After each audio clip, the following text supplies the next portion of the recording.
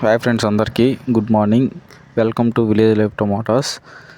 ఈరోజు తారీఖు వచ్చేసి 19వ తారీఖు జనవరి నెల 2026 సోమవారము. మదనపల్లి మార్కెట్ టమాటాలు టాప్ ధర ఎంత, దిగుమతి అనేది ఎంత వచ్చింది తెలుసుకుందామండి. ఈరోజు దిగుమతి గురించి మాట్లాడుకుంటే దిగుమతి అనేది నిన్నటితో పోల్చుకుంటే ఈరోజు కొంచెం సేమ్ నిన్నట్లాగానే వచ్చింది, కొంచెం తగ్గింది.